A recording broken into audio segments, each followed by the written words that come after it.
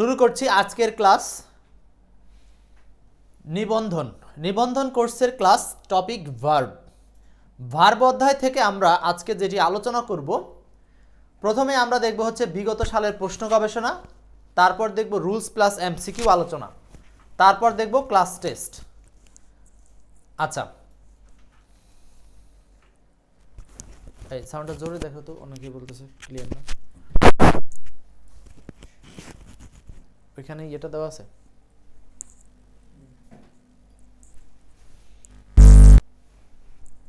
আচ্ছা, সব ঠিক আছে, ওকে। কনফিউজড করে দেন কেন আপনারা?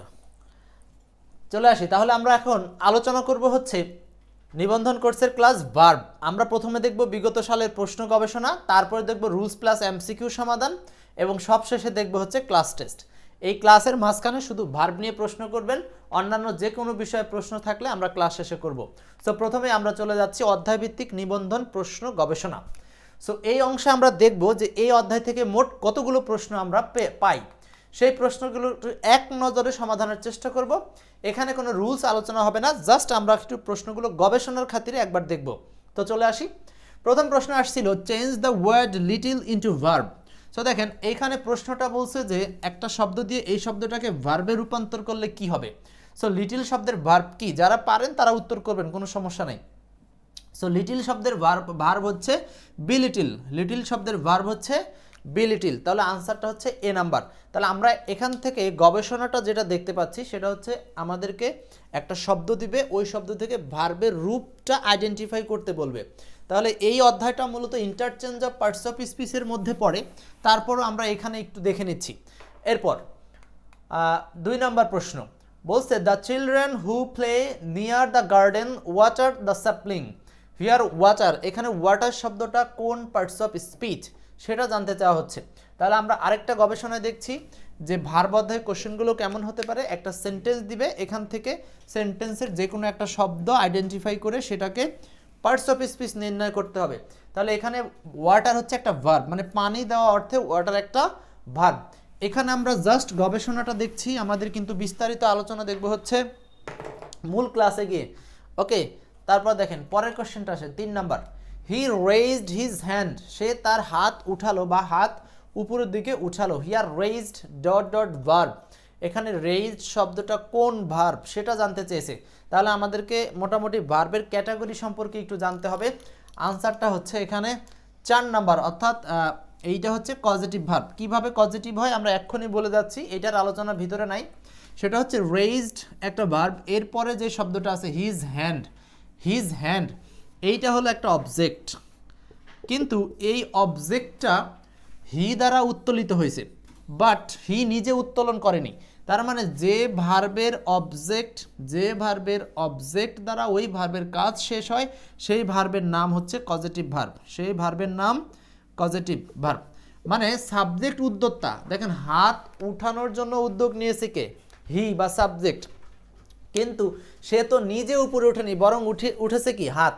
তার মানে ঠিক এরকমটাই হচ্ছে পজিটিভ ভার্বের সিস্টেম। যে ভার্বের কাজটা সাবজেক্ট দ্বারা শেষ না হয়ে অবজেক্ট দ্বারা সম্পূর্ণ হয় সেই ভার্বের নাম হচ্ছে পজিটিভ ভার্ব। সেই ভার্বের নাম পজিটিভ ভার্ব। তাহলে এখানে আনসার হচ্ছে পজিটিভ ভার্ব। তো পজিটিভ ভার্ব সম্পর্কে আমাদের আলোচনা আছে, কিন্তু এই বেসিক আলোচনাটা হবে না, আমরা সরাসরি রুলসে পড়বো আর কি। 4 নাম্বারটা the teacher made the children, এইটাও পজিটিভ ভার্বের নিয়ম। এখান থেকে শিখে নেন, নিয়মটা হচ্ছে মেক প্লাস অবজেক্ট যাই থাক এরপরে V1 বসবে। মেকের যে কোনো টেন্স হতে পারে, মেক হতে পারে মেড, হ্যাভ মেড বা যেটাই হোক, এরপরে একটা অবজেক্ট থাকবে, তারপরে আমরা ইউজ করব V1। তাহলে এখানে বলছে the teacher made the children, এরপরে V1 মানে ভার্বের বেস ফর্ম। আনসার হচ্ছে সি নাম্বার, আনসার সি। যারা উত্তর করছেন অবশ্যই চেষ্টা করবেন উত্তর করার সময় কোশ্চেনের নাম্বারিংটা বলতে, যে এত নাম্বারের আনসার হচ্ছে এইটা, এত নাম্বারের আনসার হচ্ছে এইটা, এইভাবে আনসারিং করবেন। 5 নাম্বারটা হি মেড মি, একদম সেম প্রশ্ন। ওই যে বললাম মেডের পরে অবজেক্ট, তারপরে কি বসবে V1। আমরা কিন্তু কোশ্চেনগুলো গবেষণা দেখতেছি, তাহলে আমরা আবারও দেখলাম 15তম শিক্ষক নিবন্ধনে এই প্রশ্নটা আসছে। এখানে হলো আমাদেরকে চেয়েছে কি ভার্বের একটা রূপ নিব। পজিটিভ ভার্বের নিয়ম অনুযায়ী যদি মেক থাকে বা মেড থাকে, যাই থাক, এরপরে অবজেক্ট বসবে, ব্যক্তি বা বস্তু যাই থাক, সেক্ষেত্রে ভার্ব হবে V1। মেকের পরে ব্যক্তি বস্তু যাই থাক ভার্ব হবে V1। ক্লিয়ার? একজন প্রশ্ন করেছিলেন, আনসার পেয়েছেন নিশ্চয়ই। এরপর 5টা প্রশ্ন দেখলাম। 6 নম্বর প্রশ্ন দেখেন, এইটা আসছে 11তম নিবন্ধনে। বলছে the old man work slowly lest. এই যে এখানে লেস্ট শব্দটা দিয়েছে, তো লেস্টের নিয়ম হচ্ছে যদি কোনো সেন্টেন্সের মাঝখানে লেস্ট থাকে অথবা এটা কনজাংশন হিসাবে থাকে, তাহলে লেস্টের পরে subject plus should plus V1 বসে। লেস্টের পরে subject plus should plus V1 বসে।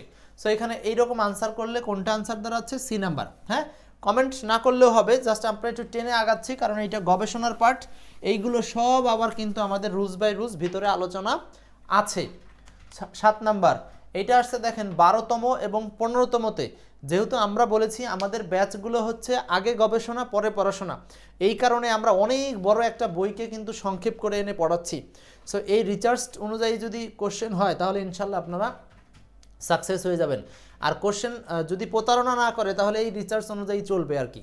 তাহলে 7 নম্বরের আনসার কি? 7-এর আনসারটা হচ্ছে 3 নাম্বার শুড। আবারও এই যে দেখেন লেস্টের নিয়মটা আমরা পড়বো, লেস্টের পরে subject plus should plus V1 দেওয়াই আছে, শুধু আমার এখানে শুডটা মিসিং আছে, তাহলে শুডটা বসাতে হবে। ক্লিয়ার? তাহলে 7-এর আনসারটা হচ্ছে সি নাম্বার। নাজমুল ভাই আনসার করেছেন, আশরাফুল ভাই আনসার করেছেন, রজনী আনসার না করলে হবে, শুধু গবেষণাটা দেখেন। 8 নাম্বার প্রশ্ন বলছে walk fast lest you miss the train. এখানে আনসার কি হবে? 8-এর আনসারটা কি হবে? সুমন পিসি চেঞ্জ করে নাও। আচ্ছা, 8 নাম্বার বলছে walk fast lest you dash the miss the train. একই রকম আবারও লেস্টের নিয়ম, তাহলে এখানে মিসটাকে চেঞ্জ করে আমাকে বসাতে হবে শুড মিস। এটাও C number, should miss. Farzana আপু ঠিক আছে। এরপর 9 নাম্বার ওয়াক কেয়ারফুলি। দেখেন একটা নিয়ম থেকে কতগুলো প্রশ্ন আসছে, তাহলে আপনার যদি রিচার্জটা হাতে থাকে আপনি পুরো বই পড়ে তো লাভ নাই, পুরো অধ্যায় পড়ে লাভ নাই, আমার যতটুকু দরকার অতটুকু পড়বো, কারণ আমরা এত বেশি বিদ্বান না যে চাইলেই সব পড়ে মনে রাখতে পারি। তো 9 নাম্বার প্রশ্ন, 9 নাম্বার বলছে ওয়াক ফাস্ট লেস্ট। তো লিস্টের পরে কি ব্যবহার করতে হবে? আমরা বলছি শুড প্লাস V1, তাহলে আনসার কোনটা হবে বলেন? লিস্টের পরে শুড প্লাস V1 মানে আনসার হচ্ছে 2 নাম্বার। ওয়াক কেয়ারফুলি, খুব সতর্কভাবে হাঁটো, লেস্ট নতুবা ইউ শুড স্ট্যাম্বল মানে তুমি হোঁচট খেতে পারো বা তুমি পড়ে যেতে পারো। 10 নম্বর প্রশ্ন কি হবে বলেন? এটা আসছে দেখেন 15তম নিবন্ধনে। তাহলে গবেষণাগুলো বুঝেন যে কিভাবে কোশ্চেনগুলো আসে। তাহলে আমরা দেখলাম লেস্টের নিয়ম থেকে অনেকগুলো কোশ্চেন আসছে, আবার পজিটিভ ভার্বের নিয়ম থেকে অনেকগুলো কোশ্চেন আসছে। ঠিক আছে, আচ্ছা অনেক সময় উড বসে, হ্যাঁ আশার আলো ঠিক বলেছেন, যদি শুড না থাকে উড আনসার করা যাবে। 10 নম্বর প্রশ্ন the girl waters the plant. এখানে ওয়াটার শব্দটা কোন পার্টস অফ স্পিচ? কাজ বোঝালেই সেটা ভার্ব, তাই তো?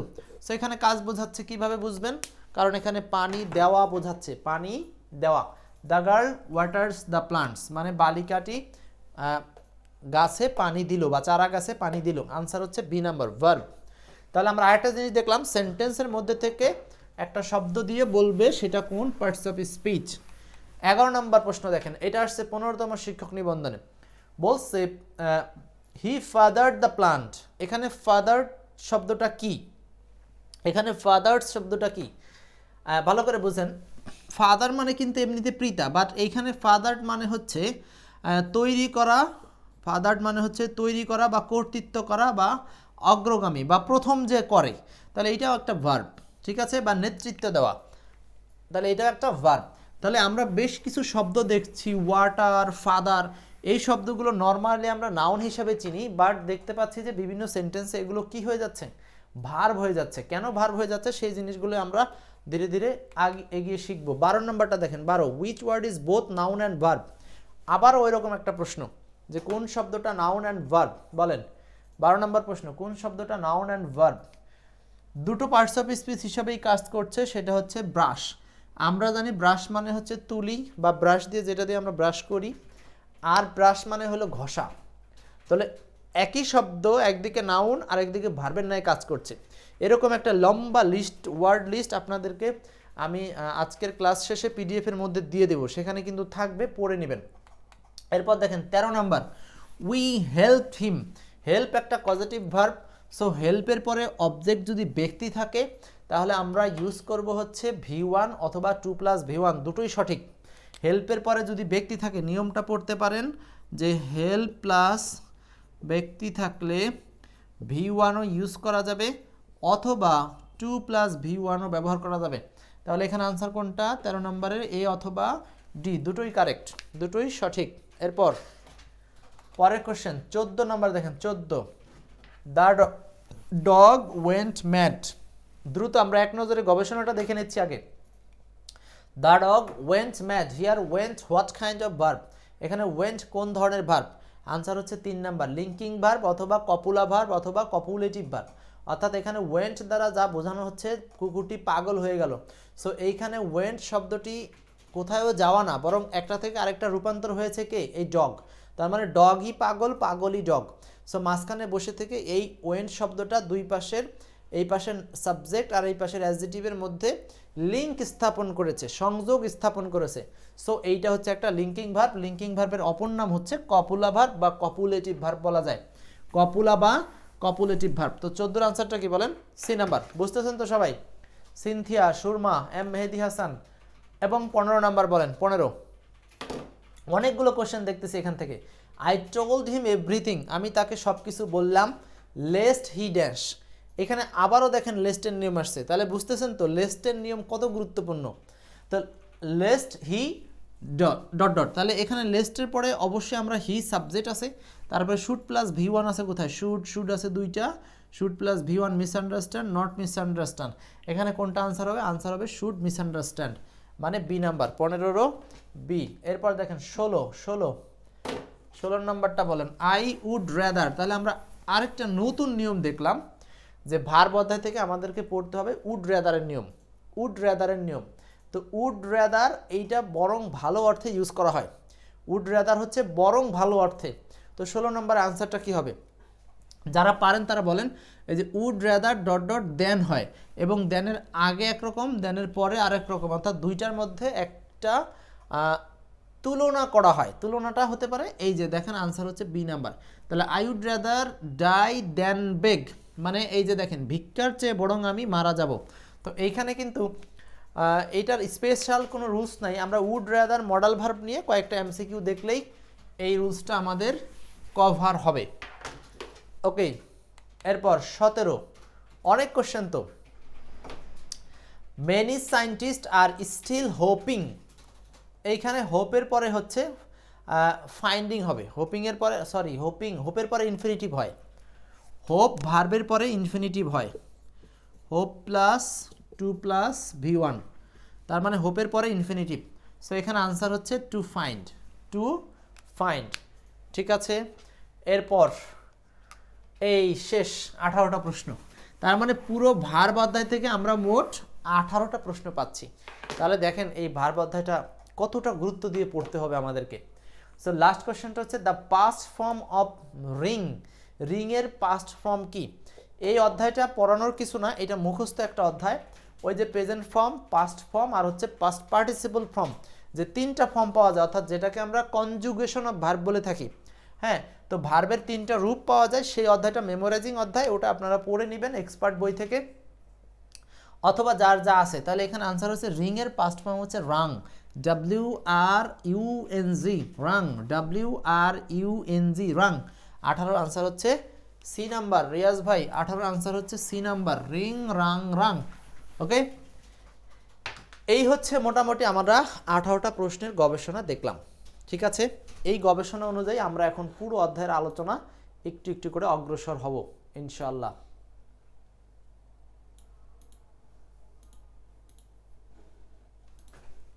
ওকে, মোটামুটি গবেষণাটা কি আপনারা বুঝতে পেরেছেন? তাহলে গবেষণাটা যদি বুঝতে পারেন তাহলে আশা করি আপনাদের এখন আলোচনা ইজি হবে। তাহলে আমরা দেখলাম যে ভার্ব অধ্যায় থেকে কি কি পড়তে হবে। তো চলুন আমরা এখন রুলস বাই রুলস একটা একটা করে স্টেপে স্টেপে শেষ করব। টপিক ভিত্তিক আলোচনা ভার্ব, টপিক ভিত্তিক আলোচনা ভার্ব। 1 নম্বর টপিক আপনাদের জন্য যেটা রেখেছি, এমন কিছু শব্দ লিখুন যেগুলো নাউন এবং ভার্ব উভয়ই হতে পারে। আমি জানি যে এই লিস্টটা আপনাদের কাছে আছে, মানে আপনারা এটা পারেন অনেকেই, তাই না?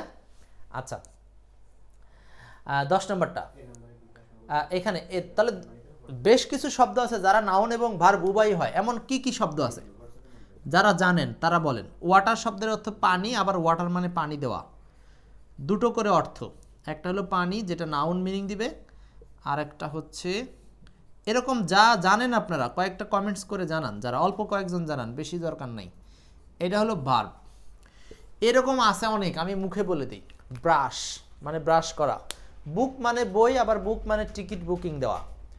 তারপরে আছে হচ্ছে আপনার কি বলবো, আরও অনেক আছে। অ্যাডভাইস, হ্যাঁ একজন বলছেন হচ্ছে অ্যাডভাইস আছে, অ্যাডভাইস আছে, বুক আছে, হ্যাঁ ইয়েস, ব্রাশ আছে, ওয়েস্ট আছে, হ্যান্ড আছে। হ্যান্ড মানে হাত, আবার হ্যান্ড মানে পরিচালনা করা, দুটো মিনিংই আছে।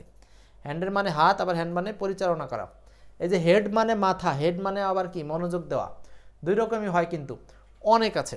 সো এইগুলো আপনারা বেশ বই থেকে একটা লিস্ট পাবেন। আমি সরাসরি এমসিকিউ চলে যাচ্ছি, এইটা সলভ করেন, এই প্রশ্নটা সলভ করেন। Question number 2, wind the watch, the underline word is. এই আন্ডারলাইন শব্দটা কি? Wind the watch, wind the watch. দেখেন তো এখানে কি হবে আনসার, এটা কোন পার্টস অফ স্পিচ? এই সেন্টেন্সের বাংলা মিনিংটা কি? বাংলা মিনিংটা কি বলেন? এখন কিন্তু আমরা উভয়ই কমিউনিকেশনের মাধ্যমে পুরো কোর্সটা শেষ, পুরো ক্লাসটা শেষ করব, ঠিক আছে? মোশাররফ হোসেন, হ্যাঁ লাউড়া। দেখেন ওয়াইন্ড দ্য ওয়াচ, এই কথাটার মানে হচ্ছে ঘড়িটি টানাও। এমনিতে নর্মালি আমরা জানি ওয়াইন্ড মানে হচ্ছে বাতাস, তাই না?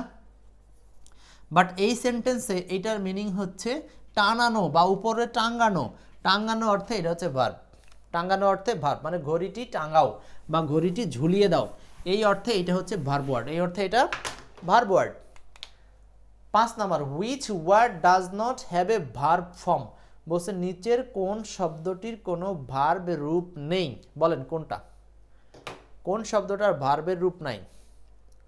Which word does not have a verb form, নিচের কোনটার ভার্ব ফর্ম নাই?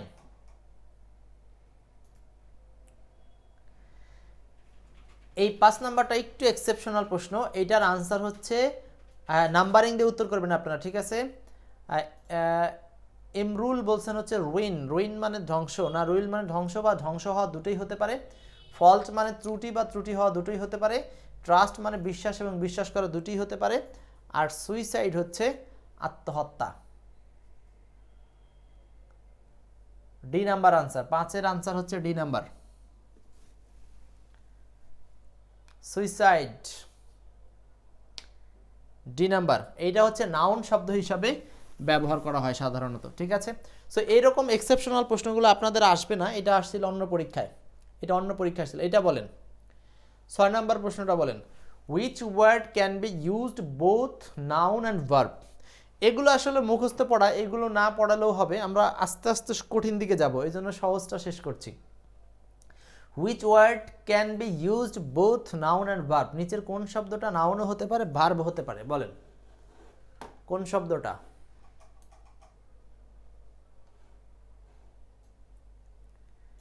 এখান থেকে কোন শব্দটা নাউনও হতে পারে ভার্বও হতে পারে?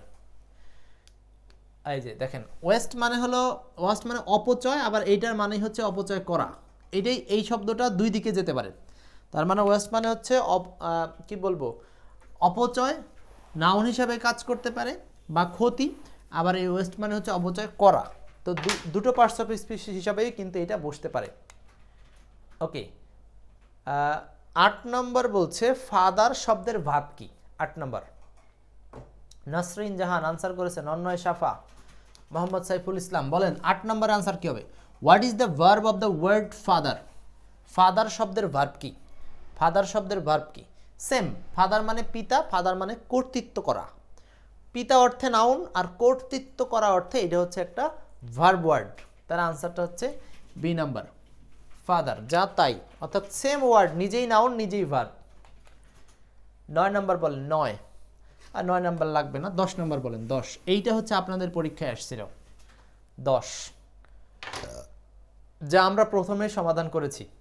10 নম্বর প্রশ্ন, which word is both noun and verb, নিচের কোনটা নিজেই নাউন নিজেই ভার্ব? 10 নম্বর প্রশ্ন, নিজেই নাউন নিজেই ভার্ব আমরা খুব প্রথম দিকেই দেখেছি, সেটা হচ্ছে ব্রাশ। ব্রাশ শব্দটা নিজেই নাউন নিজেই ভার্ব। ব্রাশ মানে ব্রাশ বা রং তুলি, আর ব্রাশ মানে হচ্ছে ব্রাশ করা, মাজা, ঘষা ইত্যাদি। ওকে, একটা সহজ নিয়ম শেষ করলাম, এবার একটু পরের নিয়মে আসি। আচ্ছা, বলছি কমন এবং পজিটিভ ভার্বের লিস্ট লিখুন। কমন ভার্ব এবং পজিটিভ ভার্বের লিস্ট লিখুন।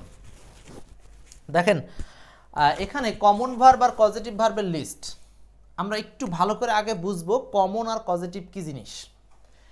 কমন ভার্ব হলো যে ভার্বের কাজটা ভার্ব সাবজেক্ট নিজেই করবে। যেমন আমরা বলি আই প্লাস ইট, আমি নিজে খাই।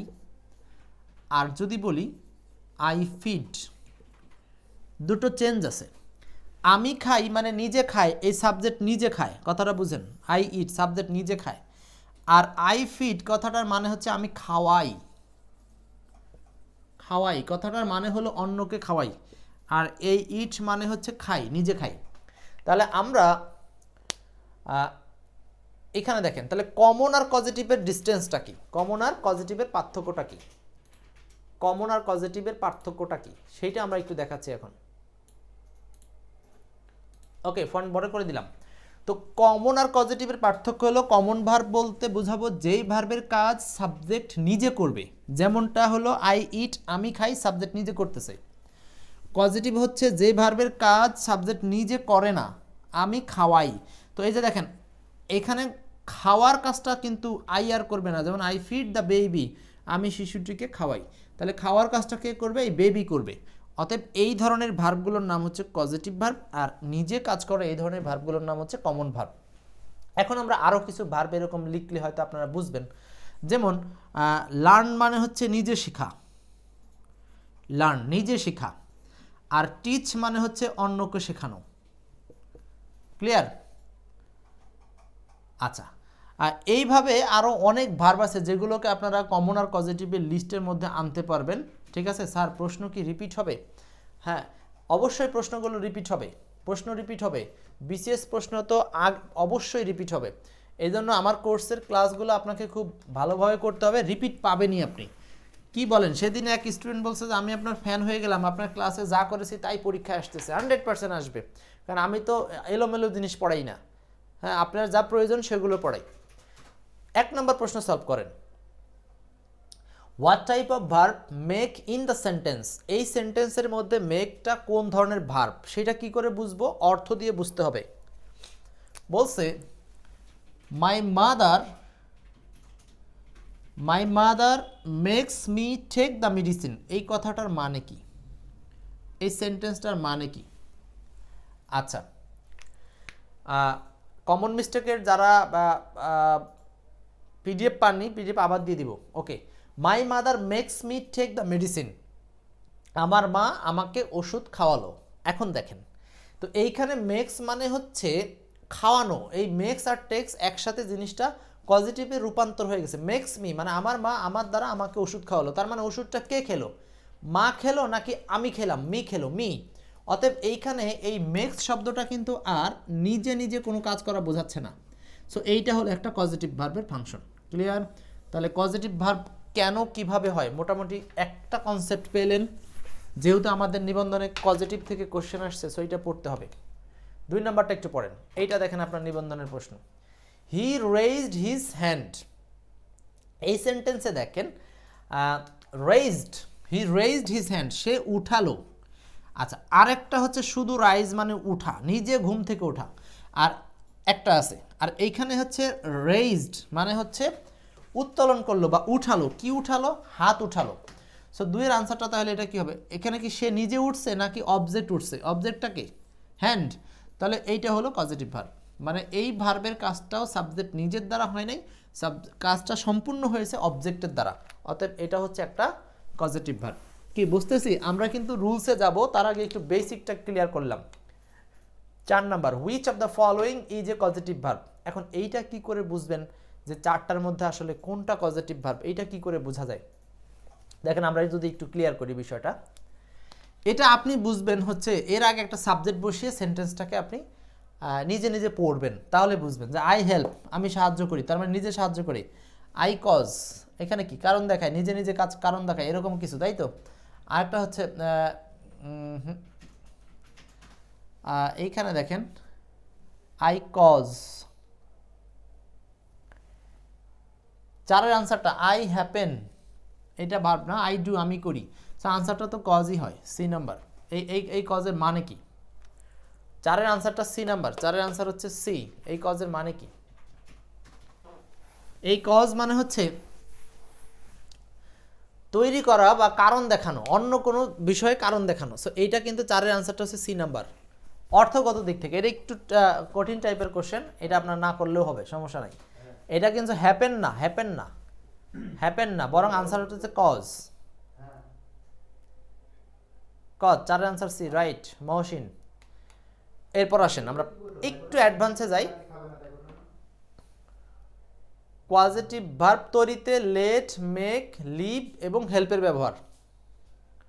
আচ্ছা, পজিটিভ ভার্ব তৈরিতে লেট, মেক, লিভ এবং হেল্পের ব্যবহার। আচ্ছা, এই প্রশ্নটা পজিটিভ ভার্ব তৈরিতে লেট, মেক, হেল্পের ব্যবহার, এখান থেকে আমরা সবচেয়ে বেশি পড়াবো লেট এবং মেক। সো রুলসটা একটু পড়েন। লেট অথবা মেকের পরে, এটা আপনাদের সবচেয়ে জরুরি, আগে যা শিখছেন লাগবে না। এটা দেখেন, লেট অথবা মেকের পরে অবজেক্ট থাকবে, অবজেক্ট ব্যক্তি হোক বস্তু হোক নো প্রবলেম, এরপরে ব্যবহার করতে হবে V1। আচ্ছা, লেট মেকের পরে ব্যক্তি বস্তু যাই থাক এরপরে হবে V1। লেট মেকের পরে ব্যক্তি বস্তু যাই থাক এরপরে হবে V1, এটা হচ্ছে প্রথম নিয়ম। সো এই নিয়মে আমরা দুইটা প্রশ্ন আগে সলভ করি। এই প্রশ্নটা বলেন রিয়াজুর রহমান, ওই কোশ্চেনটা করা লাগবে না, বাদ দেন। 2 নম্বর প্রশ্নে আসেন। 2 নম্বর প্রশ্ন, the teacher led the students. এখানে এই লেট শব্দটি আছে এখানে, তারপরে অবজেক্ট আছে, এই যে নিয়ম অনুযায়ী লেট আছে, তারপরে অবজেক্ট আছে, এরপরে V1 নিব।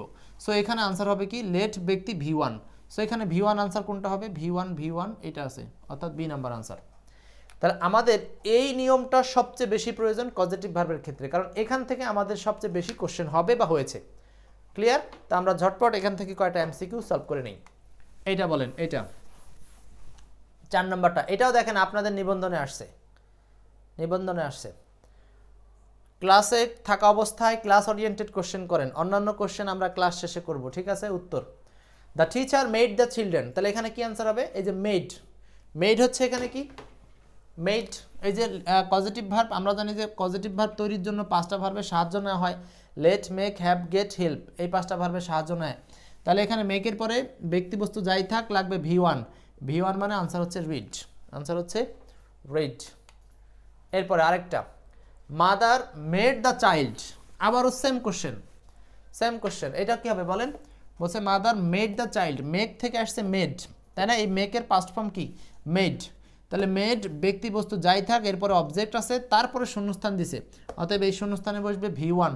আর এখানে V1 হচ্ছে আনসার এই ইট। V1 হচ্ছে ইট। তার মানে মাদার মেড দ্য চাইল্ড ইট কথাটার মানে হচ্ছে মা শিশুকে খাওয়ালো, ঠিক আছে? এইখানে কিন্তু ইট শব্দটাকে পজিটিভে রূপান্তরের জন্য এই মেকের সাপোর্ট নেওয়া হয়েছে। ক্লিয়ার?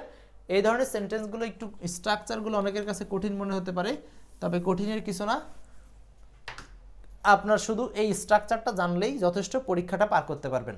আর এর চেয়ে বেশি বেসিক অ্যাডভান্স জানতে চাইলে সেটার জন্য আমাদের আলাদা বেসিক অ্যাডভান্স ব্যাচ আছে, মাসে 200 টাকা করে, 3 মাসে 600 হয় 500 টাকা। ওইটা কোর্স শুরু হচ্ছে এই সপ্তাহ থেকে ইনশাল্লাহ। আচ্ছা, 3 নাম্বার বলছে let him dash what he likes. Let him dash, আবারও দেখেন লেট আছে, লেটের পরে একটা অবজেক্ট আছে, ব্যক্তি বস্তু যাই থাক, আমরা বলছি লেটের পরে অবজেক্ট, তারপরে বসবে V1, অতএব শূন্যস্থানে বসবে V1 কোনটা? 3 নাম্বার ঘাসফুল। 3 নাম্বার ভার্বের বেস ফর্ম হচ্ছে চুজ। কেন আপনারা বি নাম্বার বলতেছেন? এই তো, তার মানে আপনারা ভার্ব চিনেন না। রাকিবুল হাসান ভর্তি হয়ে গেছেন, থ্যাংক ইউ। আচ্ছা, ভার্ব চিনেন না, এখানে চুজ হচ্ছে ভার্বের বেস ফর্ম, আর এইটা হচ্ছে ভার্বের V2 মানে পাস্ট ফর্ম, আর এইটা হচ্ছে নাউন ওয়ার্ড। এইটা কিন্তু নাউন ওয়ার্ড, এইটা নাউন, আর আনসার হচ্ছে 1 নাম্বার চুজ। হ্যাঁ, তার মানে আপনাদের কনজুগেশন অফ ভার্ব পড়তে হবে, চয়েস না, কিন্তু চয়েস তো নাউন ওয়ার্ড, সাবধান, এটা অনেকেই ভুল করেছেন। আচ্ছা, তাহলে এইভাবে পারবেন তো? এই যে 5 নাম্বার পারবেন না? মেড আছে, মেডের পরে অবজেক্ট আছে, তারপর হবে V1, মেড অবজেক্ট V1। তাহলে আবার ওই যে মেকের পরে অবজেক্ট V1, জাস্ট একটা স্ট্রাকচার হলেই কিন্তু আপনার জন্য অনেক কিছু, ঠিক আছে? আচ্ছা, তাহলে এখানে 5-এর আনসারটা হচ্ছে 4 নাম্বার V1 মানে ড্রাইভ। পারতেছেন সবাই? পারছেন, ওকে পারছেন, আর সমস্যা নাই। তার মানে আপনারা এই লেট মেক দিয়ে যত কোশ্চেন আসুক পারবেন। দেখেন এই কোশ্চেনটা দেখেন, he did not let me, he did not let me. এখানে কি বলছে?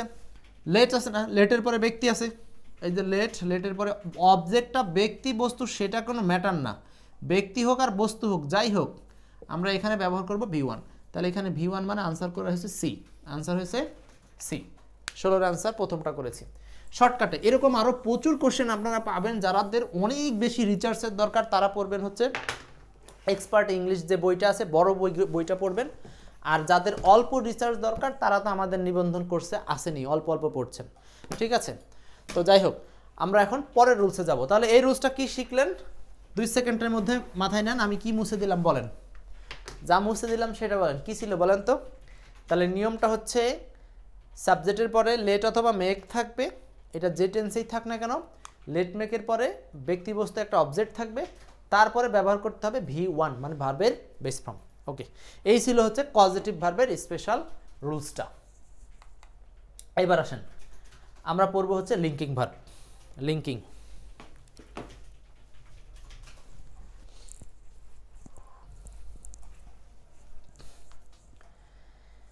Linking verb. লিঙ্কিং ভার্ব কি? আমরা এইখানে লিঙ্কিং ভার্বের আরও 2টা নাম এখানে ইউজ করেছি, কিন্তু 2টা নাম কি কি? সেটা হচ্ছে লিঙ্কিং অথবা কপুলেট অথবা কপুলা, কপুলা বা কপুলেটিভ, কপুলা বা কপুলেটিভ, যে নামেই থাক এটা নিয়ে আপনার টেনশন না। আমাদের বেশি নাম ইউজ করা হবে লিঙ্কিং। তবে এখানে কোশ্চেনটা ওইভাবে আসবে না, কোশ্চেনটা ইউজেস থেকে আসবে, একটু ভালো করে বুঝেন। লিঙ্কিং ভার্বগুলো কি? লিঙ্কিং কথাটা আসছে লিঙ্ক থেকে, সাবজেক্ট আর এই পাশে থাকবে হচ্ছে কমপ্লিমেন্ট বলতে পারেন, যেটাকে আমরা অ্যাডজেটিভ বা নাউন বলি, অ্যাডজেটিভ বা নাউন বলি, যেটা কাজ করে কমপ্লিমেন্ট হিসাবে, কমপ্লিমেন্ট হিসাবে। এখন এইখানে এমন কিছু ভার্ব বসবে যারা এই উভয়ের মধ্যে লিঙ্ক স্থাপন করতে সাহায্য পাবে। এই ভার্বগুলো হতে পারে বি ভার্ব। বি ভার্ব কী কী আমরা অনেকেই চিনি, M, is, R, Aja, war, ঠিক আছে? কপুলেটিভ মানে হচ্ছে কাপল থেকে আসছে, কপুলেটিভ। কাপল মানে কি? জোট করা বা জোড়া করা, সেখান থেকে আসছে। মিস্টার ফারজানা আক্তার, বুঝতে পারছেন? তার মানে কাপল থেকে আসছে কপুলেটিভ। তাহলে দেখেন এদের কাপল করবে, এইগুলোর মধ্যে কাপল করবে বা লিঙ্ক করবে বা জোড়া করবে, সেই ভার্বগুলো হচ্ছে বি ভার্ব। যেমন আমি যদি একটা উদাহরণ দিই তাহলে আপনার জন্য আরও সোজা হবে, সেটা হচ্ছে আই অ্যাম আ টিচার। এইখানে দেখেন তো এম ভার্বটার কাজ কি ঘটেছে? আই আর টিচারের মধ্যে সংযোগ করেছে, আমি হচ্ছে টিচার। তাহলে দেখেন এখানে এম এর দ্বারা এই সাবজেক্ট আর এই কমপ্লিমেন্টের মধ্যে সংযোগ স্থাপন হয়েছে, কমপ্লিমেন্ট কিন্তু অবজেক্ট না। এগুলো বিস্তর বেসিক অ্যাডভান্সে আলোচনা আছে, জাস্ট আজকের ক্লাসের সাথে যেটুকু দরকার ওইটুকু করাচ্ছি। তাহলে আই আর টিচারকে সংযোগ করেছে এম, অতএব এটা হচ্ছে একটা লিঙ্কিং ভার্ব। তাহলে লিঙ্কিং ভার্ব বুঝতে পারলাম। তারপরে এই যে এরকম লিঙ্কিং ভার্বগুলো আবার যদি বলি এরকম শি ইজ বিউটিফুল বা হি ইজ ব্রিলিয়েন্ট, এই সেন্টেন্সটা দেখেন, এই যে ব্রিলিয়েন্টের সাথে সম্পর্ক কার? হি এর, যে হি সেই ব্রিলিয়েন্ট। সো এই যে হি সেই ব্রিলিয়েন্ট, অর্থাৎ এই ইজটা হচ্ছে বি ভার্ব হওয়া সত্ত্বেও এটা লিঙ্ক করেছে কার মধ্যে? হি আর ব্রিলিয়েন্টের মধ্যে, অর্থাৎ এই বি ভার্বটা হচ্ছে একটা লিঙ্কিং ভার্ব। তাহলে যতগুলো বি ভার্ব আছে এদের মূল কাজ হলো যখন একা একা সেন্টেন্সে থাকে এগুলো হচ্ছে বি ভার্ব, এদের পরে নতুন কোনো ভার্ব নাই। সো এই একা একা এম, ইজ আর ওয়াজ আর যখন সেন্টেন্সের 2 অংশকে সংযোগ করে এইটার নাম হলো লিঙ্কিং ভার্ব অথবা কপুলা ভার্ব বা কপুলেটিভ ভার্ব। এরকম আরও অনেক আছে এই লিঙ্কিং ভার্ব, যেমন হচ্ছে be become, feel, appear, smell, stay, sound, seem, look, taste, remain. Be become, feel, appear, smell, stay, sound, seem, look, taste, remain. Be become, feel, appear, smell, stay, sound, seem, look, taste, remain. এইগুলো linking verb. So এত আমাদের লাগবে না, আমরা just একটু চিনে নিলাম টার্মসটা, আমাদের একটু প্রয়োজন আছে তাই টার্মসটা চিনে নিলাম। ওকে, এখন আসেন এখান থেকে আপনারা একটু পড়েন, এই যে কোশ্চেনটা পড়েন, এই কোশ্চেনটা পড়লে সব ক্লিয়ার হয়ে যাবে, ঠিক আছে? আচ্ছা, দুলাল বলছেন স্যার ইউটিউবে ক্লাস ভালো হয়, সমস্যা নাই, আমরা মিলিয়ে ঝিলিয়ে নিব। আমাদের এটা পেইড বেসের ক্লাস, ইউটিউবে বারবার ফ্রি ক্লাস নেওয়া যাবে না। আচ্ছা বলেন তো এখানে তাহলে 1 নম্বর প্রশ্নের আনসারটা কি হবে? এই প্রশ্নের আনসারটা কি হবে? দ্য আন্ডারলাইন ওয়ার্ডস আর, এই যে হি বিকেম পলিটিশিয়ান, একটু ভালো করে বুঝেন, এই হি সেই পলিটিশিয়ান কিনা, তার মানে একই ব্যক্তি, অতএব এই উভয়ের মধ্যে লিঙ্ক বা কাপল করার কাজটা করেছে কে? বিকাম, অতএব এইটা হচ্ছে linking verb. He is called a genius, কে জিনিয়াস? হি তো জিনিয়াস, যে হি সেই জিনিয়াস, অতএব এই জোড়া লাগানোর কাজটা করা হয়েছে কাকে দিয়ে? ইজ কল্ড দিয়ে, অতএব এইটা হচ্ছে linking verb. Honey taste sweet, এই যে দেখেন সুইট, টেস্ট সুইট, মধু খেতে মিষ্টি, যে মধু সেই মিষ্টি, অর্থাৎ এই মধু মিষ্টি সম্পর্কটা তৈরি করেছে কে? টেস্ট, অতএব এই ভার্বগুলোর নাম হচ্ছে লিঙ্কিং ভার্ব। বুঝতে পারছি সবাই? আমার মনে হয় বেসিকটা কমপ্লিট। এই বেসিকটা একটু বিশেষ কারণে দেওয়া হয়েছে, সেটা পরে বোঝাতে পারবো, এখন একটু মাথার মধ্যে দিয়ে রাখলাম, যেহেতু আপনারা আমার স্টুডেন্ট, সেই ক্ষেত্রে আমার মাথায় চিন্তা আছে যে আপনাদেরকে কোনটা কখন পড়াবো, এই জন্য একটু বেসিক দিয়ে নিলাম। ওকে, এখানে আর তেমন কিছু জানার নাই, এইগুলো আপনাদের লাগবে না। এই কোশ্চেনটা আপনারা আসছিল না পরীক্ষায়, এই কোশ্চেনটা আসছিল। ওকে, এই কোশ্চেনটা আসছিল, দেখেন বলছে দ্য ডগ ওয়েন্ট ম্যাড। আমরা কিন্তু আজকে জিরান পার্টিসিপেলের বিষয় নিয়ে আলোচনা করব, খুব গুরুত্বপূর্ণ, হ্যাঁ একটু সময় দিতে হবে আপনাদেরকে। দ্য ডগ ওয়েন্ট ম্যাড, এই যে দেখেন এখানে ওয়েন্ট আছে না, কুকুর পাগল হয়ে গেল। সো এই যাওয়া বা হওয়ার কাজটা এখানে কিন্তু ওয়েন্ট মানে হচ্ছে হওয়া, এখানে হওয়া। সো এইখানে ডগ আর ম্যাডের মধ্যে সম্পর্ক সংযোগ করে দিছে কে? ওয়েন্ট, অতএব এই ওয়েন্টটা হচ্ছে এখানে একটা কাপুলেটিভ ভার্ব, যেটাকে আমরা কাপল বলতে পারি। ঠিক আছে, এই হচ্ছে লিঙ্কিং ভার্বের ইউজেস, এখানে আর আপনাদেরকে শিখতে হবে না, আমাদের লিঙ্কিং ভার্বের আলোচনা শেষ। এখন দেখব মডাল ভার্বের ইউজেস। তাহলে লিঙ্কিং ভার্ব সম্পর্কে কি বুঝলেন? 10 সেকেন্ড একটু মাথার মধ্যে নিয়ে নেন, 2-3 সেকেন্ড। আব্দুল্লাহ আল বাসার ডিরেক্ট কল দিব ক্লাসে থাকা অবস্থায়। আচ্ছা, ক্লাস শেষে, হ্যাঁ ক্লাস শেষে কল দিয়েন, আর এখন কোনো প্রয়োজন হলে অবশ্যই কমেন্টে জানান, মানে ক্লাস ওরিয়েন্টেড প্রয়োজন। ঠিক আছে, জিরান কি স্যার আমি তা বুঝিনি, কোনো সমস্যা নাই, একটু পরে আমরা আলোচনা করব। এখন আলোচনা করব modal auxiliary verb shall, should এবং অট টু এর ব্যবহার নিয়ে। আসেন একটু আলোচনায় আসি। শ্যাল, এইটা হচ্ছে সাধারণত আমরা ফিউচার ইনডেফিনিট টেন্সে কোনো কিছু হবে বা ঘটবে এরকমটা বোঝানোর জন্য ব্যবহার করা হয়। শুড মানে কি? শুড হলো উচিত, শুডের মিনিংটা হলো উচিত। এই শুডটা কখন হয়? আমরা একটা রুলস অলরেডি আপনাদেরকে দিয়েছি, lest plus subject plus should plus V1, এই স্ট্রাকচারটা আপনাকে পড়তে হবে। আচ্ছা, ওয়াট টু মানে কি? ওয়াট টু মানেও কিন্তু এটা হচ্ছে একটা উচিত অর্থে, এটাও একটা উচিত অর্থে ব্যবহৃত, এটা একটা মডাল ভার্ব। ঠিক আছে, Jannatul Naim he feels me right, এটা হবে না, এইটা হি ফিলস মি, এখানে ফিলটা কিন্তু লিঙ্কিং ভার্ব না, সাবধান, জান্নাতুল নাইম এখানে ফিলসটা লিঙ্কিং ভার্ব না। আচ্ছা, লাইভ ক্লাস হবে না স্যার, লাইভ ক্লাসই তো হচ্ছে। আচ্ছা, এখানে lest plus subject plus should plus V1। আচ্ছা, এই পর্যন্ত ক্লিয়ার? আচ্ছা, আমরা এইখানে শ্যাল শুডের ইউজেস না শিখে শুধু শুড আর অটোর ইউজেসটা শিখব। এখন একটা কোশ্চেন দেখেন, বলছে 1 নম্বর প্রশ্ন, children should Abhi their parents, শিশুদের উচিত তাদের পিতামাতাদেরকে মান্য করা। সো এটা খুব সহজ একটা কোশ্চেন করছে, এটা নিয়ে সমস্যা নাই, আপনারা পারবেন। এখানে বলছে শুড শব্দটা কি? শুড শব্দটা একটা মডাল ভার্ব, খুব সহজ। Can, could, shall, should, will, would, may, might এগুলো সব কি? Modal verb. তো এখানে আনসারটা হচ্ছে মডাল ভার্ব। এইটা কোশ্চেন না, আমাদের এটা আসবে না, যেটা আসবে সেখানে নিয়ে দেয় আপনাদেরকে, এই কোশ্চেনটা আসবে, অলরেডি আসা প্রশ্ন আর কি আপনাদের। The old man work slowly lest, মনে আছে আমরা লেস্টের ইউজেস নিয়ে কথা বলছি, যে লেস্ট দিয়ে অনেকগুলো কোশ্চেন আসছে, সো আমাদের এটা শিখতে হবে। তো শুড মডাল ভার্বটার ইউজ হয় লেস্টের পরে subject plus should plus V1 আকারে। এখানে একটা প্রসঙ্গ কথা হলো, এই ধরনের সেন্টেন্সে লেস্টের আগে সাবজেক্ট প্লাস আদার্স ভার্ব থাকবে, তখন এই ধরনের সেন্টেন্স দ্বারা বোঝাবে পিছে কিছু ঘটে বা কোনো কিছু না করলে কোনো কিছু হয়ে যাবে, এরকম একটা ভীতি কাজ করে, সেই ধরনের সেন্টেন্সের ক্ষেত্রে লেস্ট ইউজ করতে হয়। ওকে, তাহলে এটা আনসার কি বলেন? He should fall, he should fall. 3-এর আনসার হচ্ছে 3 নাম্বার, রাইট। উজ্জ্বল ভাই আনসার করেছেন, রিপন আহমেদ, আদনান ভাই, ফ্যান্সি। ওকে, 4 নাম্বারটা বলেন। 4, আমার মনে হয় এগুলো পারবেন আপনারা, লেস্টের uses. 4, Ahraz ran fast, he fast lest he, তারপর লেস্ট হির পরে এখানে ভার্ব অলরেডি V1 কিন্তু দেওয়াই আছে, তাহলে আমার এখানে ইউজ করতে হবে কি? জাস্ট শুধু শুড ভার্বটা, তার আনসারটা হচ্ছে C নাম্বার, শুড। আনসার হচ্ছে সি নাম্বার শুড। ওকে, এইটা পারবেন না, এটা ওয়াক ফাস্ট লেস্ট ইউ, এটা আমরা অলরেডি ক্লাসের শুরুর দিকে সলভ করছি, পারবেন। তার মানে ইউ এর পরে এই যে লেস্ট থাকার কারণে এখানে ইউ এর পরে শুড প্লাস ভি1 হবে, তার মানে শুড মিস আনসার হবে, আনসার হবে শুড মিস। ওকে, এগুলো পারবেন। এইটা দেখেন আপনাদের ষষ্ঠ বেসরকারিতে আসছে, এটাও পারবেন, এইটা করেন, এইটাও পারবেন। এটা আসছে 13তম বেসরকারি শিক্ষক নিবন্ধনে, 13তমতে। ওয়ার্ক কেয়ারফুলি লেস্ট, এখানে দেখেন ওয়ার্ক কেয়ারফুলি লেস্ট, আবারও সেই লেস্ট, তার মানে এই পাশে কিন্তু একটা সাবজেক্ট ভার্ব থাকে, এই ওয়ার্কের আগে সাবজেক্ট আছে ইউ, তার মানে তুমি হাঁটো, সাবজেক্ট উজ্জ্ব আছে আর কি, তুমি হাঁটো সতর্কভাবে, লেস্ট পিছে ভয় হয়, অথবা নতুবা বোঝাবে এরকম, নতুবা ইউ শুড স্ট্যাম্বল, মানে তুমি হোঁচট খেতে পারো বা তুমি পড়ে যেতে পারো।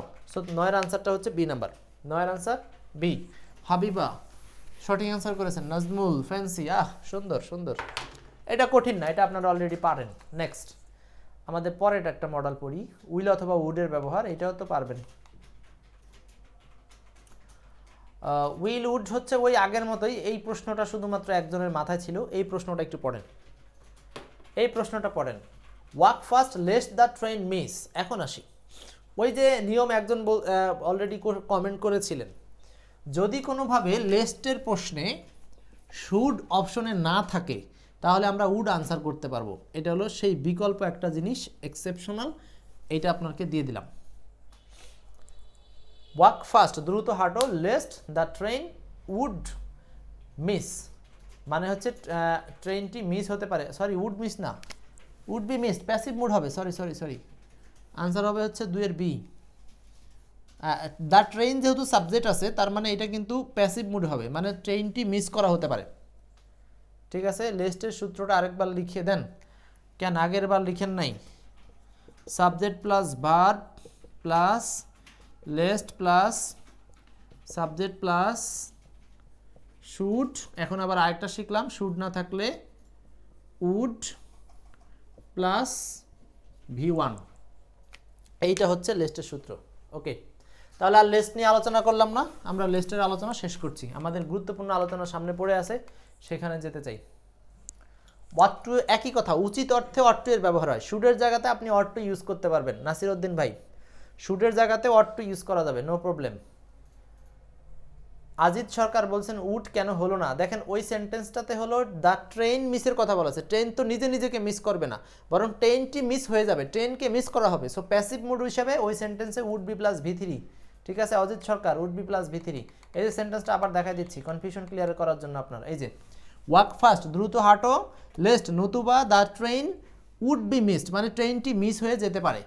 এখন যদি আপনার কোনোভাবে এই সাবজেক্টটা প্যাসিভ মুডের হয় তাহলে কিন্তু এই শুডের জায়গাতেও শুড বি প্লাস ভি3 হতে পারে, সেইটা নিয়ে আবার কথা হবে হচ্ছে ভয়েস চেঞ্জে, কারণ একটা সাবজেক্ট যদি অ্যাক্টিভ মুডে কাজ করে সেই অ্যাক্টিভ মুডের স্টাইলে ভি1, আর যদি প্যাসিভ মুড হয় মানে সাবজেক্ট যদি নিজে না কাজ করে এই সাবজেক্টটা, তাহলে এখানে কিন্তু উড বি বা শুড বি প্লাস ভি3 হবে, প্যাসিভ মুড হবে। ওকে, ক্লিয়ার, কোশ্চেন করার জন্য ধন্যবাদ, কোশ্চেন না করলে কিন্তু অনেক কিছু বোঝা যায় না।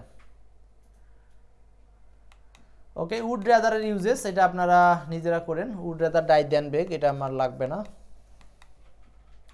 সেমি মডেলের ব্যবহার করব না, লাগবে না।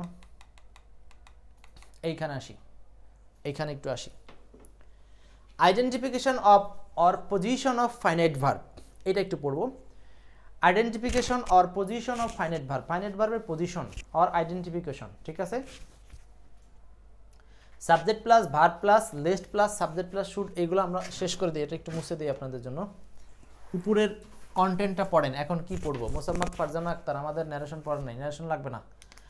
Identification or position of finite verb, finite ভার্বের পজিশন নিয়ে কথা বলবো, অর্থাৎ একটা সেন্টেন্সে কোথায় কোথায় ফাইনাইট ভার্ব থাকে তাকে আপনি চিনবেন কি করে, এইটা হচ্ছে এইটার মূল কথা। আচ্ছা, এখানে নিয়মটা হচ্ছে, আমি কয়েকটা স্ট্রাকচার লিখলেই বুঝবেন।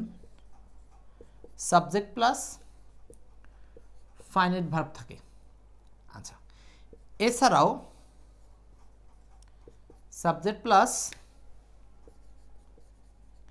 অ্যাডভার্ব প্লাস ফাইনাইট ভার্ব থাকতে পারে, এছাড়াও সরাসরি ফাইনাইট ভার্ব থাকতে পারে।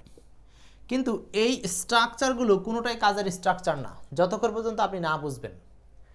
ফাইনাইট ভার্ব সেটাই, আপনি আগে সংজ্ঞাটা বুঝেন, যে ভার্ব বাক্যের অর্থ সম্পন্ন করে, অর্থাৎ যে ভার্ব বাক্যের অর্থ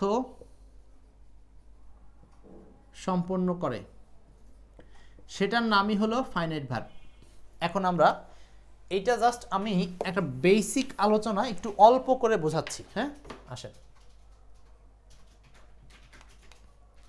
এক নাম্বারটা ভালো করে বুঝেন। The girl waters the plant বলছে, এই সেন্টেন্সটার মধ্যে ওয়াটার কোন পার্টস অফ স্পিচ? খুব ভালো কথা।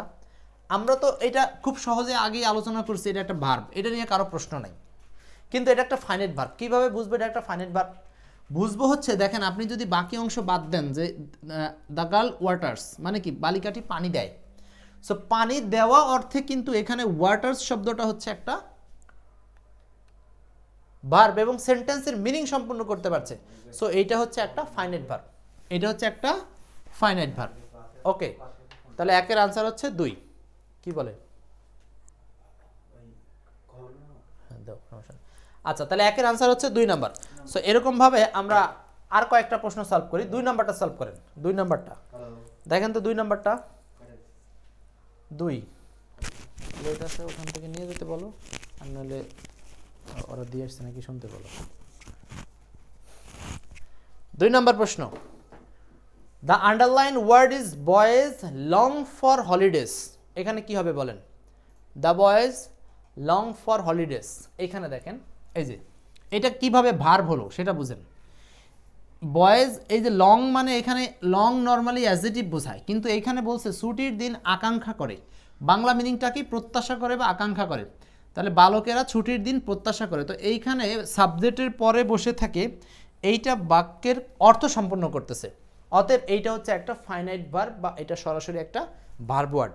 তো সেন্টেন্সের কোন কোন পজিশনে ভার্ব থাকে এটা আমরা নর্মালি ছোটবেলা থেকে শিখে আসছি। সো এটা বেসিক ক্লাসে বোঝানোর কিছু নাই, ঠিক আছে? আচ্ছা আচ্ছা, এরপর আসেন, এই যে 4 নাম্বারটা বলেন। 4 নাম্বার,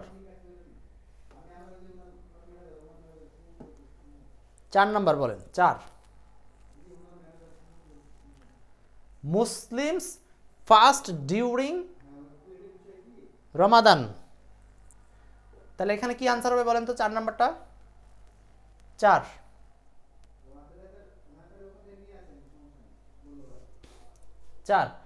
মুসলিমস ফাস্ট ডিউরিং রমাদান।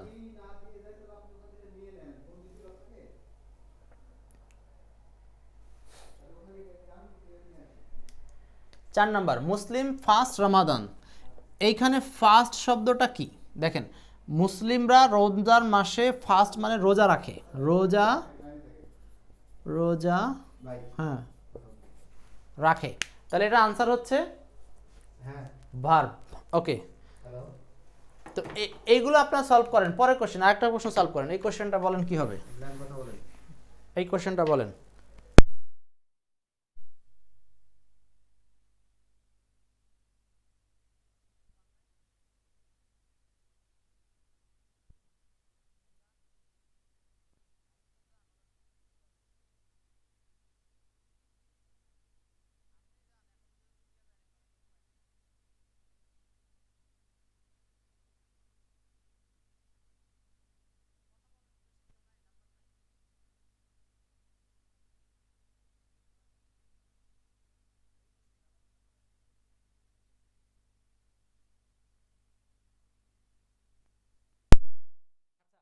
তাহলে 5 নাম্বারটা ক্লিয়ার।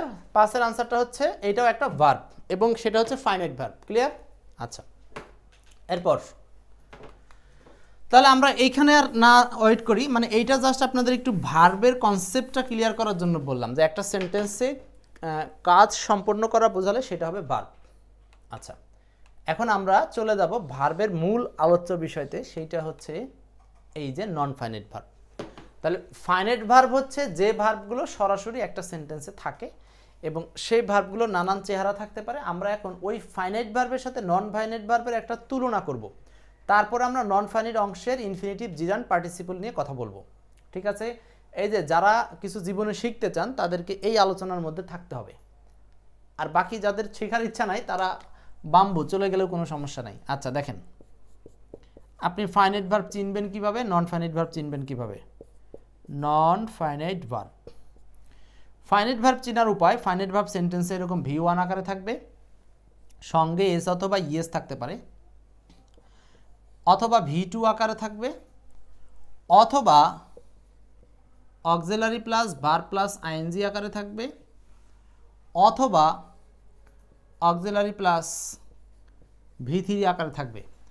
এই চারটা স্টাইলে আপনি ফাইনাইট ভার্বটা শিখবেন। আচ্ছা, আমিনুল ইসলাম, আপনার জন্য আবার শুরু হচ্ছে। তাহলে ফাইনাইট ভার্ব চেনার আপনি সর্বোচ্চ উপায় কয়টা মনে রাখবেন? চারটা।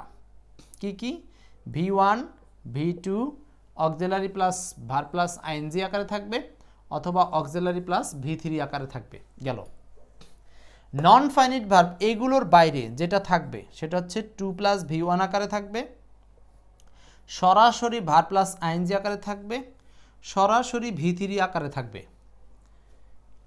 অথবা সরাসরি এখানে হ্যাভিং প্লাস V3 আকারে থাকবে, হ্যাভিং প্লাস V3।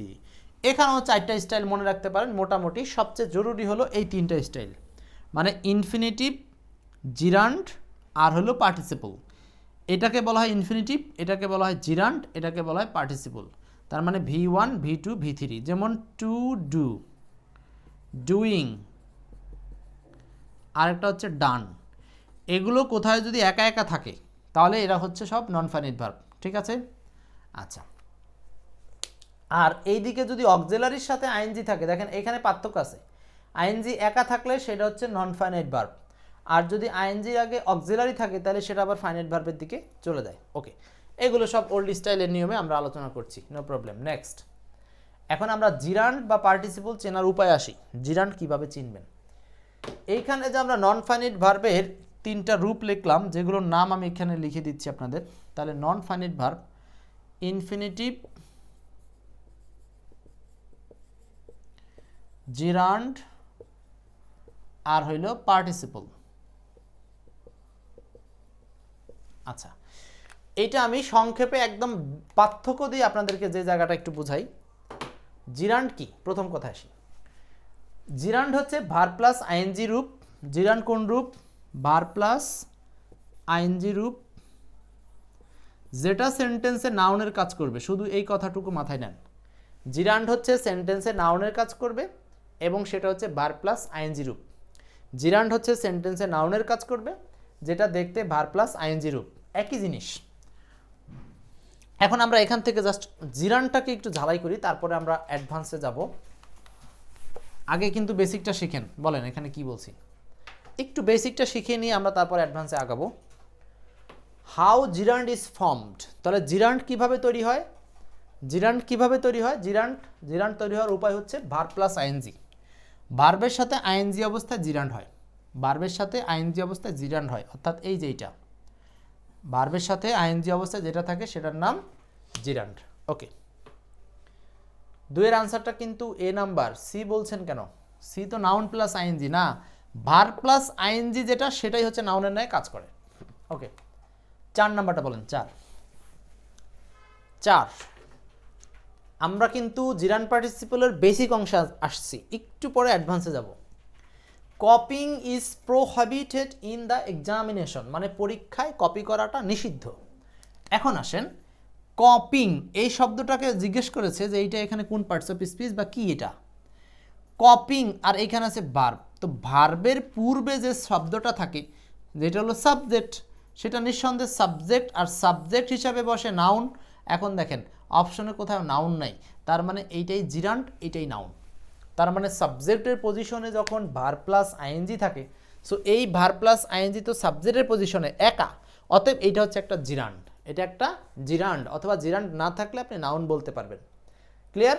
আচ্ছা, আর এইদিকে ইজ প্রোহিবিটেড, এইগুলো হচ্ছে ফাইনাইট ভার্বের অংশ। তাহলে এখানে নন ফাইনাইট ভার্ব হচ্ছে কপিং, যেটা ভার্ব প্লাস আইএনজি অবস্থায় নাউনের কাজ করেছে, অতএব এইটার নাম হলো জিরান্ড। তাহলে আমরা আরেকটা জিনিস আমার আলোচনার মধ্যেই কিন্তু আস্তে আস্তে অ্যাডভান্স ঢুকে যাবে, সেটা হলো যে কোনো ভার্বের সাবজেক্টের পজিশনে থাকে যদি আইএনজি অবস্থায় কোনো শব্দ, সেই শব্দটা নাউনের ন্যায় কাজ করবে অথবা জিরান্ডের ন্যায় কাজ করবে। তাহলে জিরান্ডের একটা অবস্থান হলো সাবজেক্টের অবস্থানে। সাবজেক্টের অবস্থানে কে বসে? জিরান্ড বসে। ওকে, এরপর আসেন। জয়িতা বলছেন অপশনে নাউন থাকলে কি নাউন হতো? না, এই কোশ্চেনে যদি অপশনে নাউন থাকতো তাও এটা জিরান্ডি বলতেন। কেননা কারণ এখানে তো সরাসরি বলেছে যে এটা কপিং কি। যদি বলতো কোন পার্টস অফ স্পিচ, তাহলে আমরা নাউন বলতাম, সেম জিরান্ড হবে না। কোনটা স্যার, প্লিজ এক্সাম্পল। আচ্ছা স্যার, সব একসাথে গুলিয়ে যায়, এই একটু সময় দেন আমাকে, কিচ্ছু হবে না, সব ক্লিয়ার হয়ে যাবে। 5 নাম্বারটা বলেন। 5 নাম্বার, শুধু ছোট ছোট যে পয়েন্টগুলো বলতেছি সেইগুলো মাথায় নেবেন, তারপরে আমি আবার একসাথে জিস্ট দিব। বলছে নার্সিং ইজ নোবেল প্রফেশন। এখানে দেখেন একটা এই যে এখানে নার্সিং শব্দটা এরপর আছে ইজ, বি ভার্ব। তো ভার্বের পূর্বে আইএনজি অবস্থায় আছে, নার্স মানে সেবা দেওয়া, আর সেখান থেকে আছে নার্সিং মানে সেবা। তো এই শব্দটা আইএনজি অবস্থায় আছে, অতএব এইটা সাবজেক্টের পজিশনে নাউনের ন্যায় কাজ করে। আমরা জানি সাবজেক্টের পজিশনে বসতে পারে কি, নাউন। সো এটা এখানে নাউনের ন্যায় কাজ করেছে, অতএব নাউন মানে এটার নাম হলো জিরান্ড। ক্লিয়ার? এখানে একটু সমস্যা আছে, সেই সমস্যার জায়গাতে নিব, ওইখানে যাওয়ার আগে আমি বেসিকগুলো ক্লিয়ার করতেছি। সাবধান, একটু সময় দিতে হবে, নালে কিন্তু আবারও সেই সারা জীবনের ন্যায় গুলিয়ে যাবে। আমি চাই না আমার সাথে ক্লাস করার পরে জীবনে এটা নিয়ে আর সমস্যা হোক। এরপর আসি 6 নাম্বার, সেম স্টাইলে 6 number, I walk because walking is a good exercise. এখানে I walk because walking is a good exercise. এখানে দেখেন আবারও সেম স্টাইল, তাই না? এই প্রথম ওয়াকটা কি আর পরের ওয়াকিংটা কি, দুটো আনসার এখানে, দুটো আনসার। জয়িতা জয়ী, জিরান্ড কি চলমান বোঝায়? না, জিরান্ড চলমান বোঝায় না, ওটা স্থির বোঝায়। ওকে মেহেদি, এখনো যাদের একটু এলোমেলো মনে হচ্ছে গুছিয়ে দিব সামনে, একটু ধৈর্য ধরেন।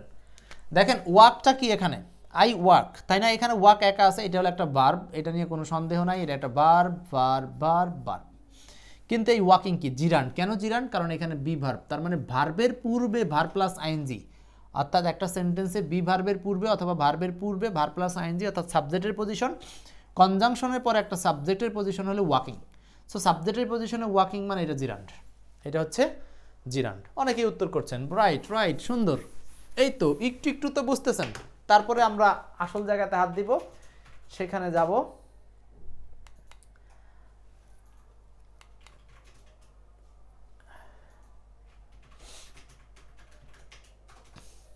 এইবার আসি, এখন আপনাদেরকে একটা টার্মসের সাথে পরিচয় করাবো। টার্মসটা হলো এইটা, মানে আপনাদের যেই জায়গাতে সমস্যা, এখন আমি ওই জায়গাতে আসছি, এবং এইখানটাই আমাদের আজকের আলোচনার একদম হিট টপিক এবং সবচেয়ে গুরুত্বপূর্ণ টপিক। হ্যাঁ, আমরা এখানে একটু আলোচনাটা এখানে ভাগ করে নিই।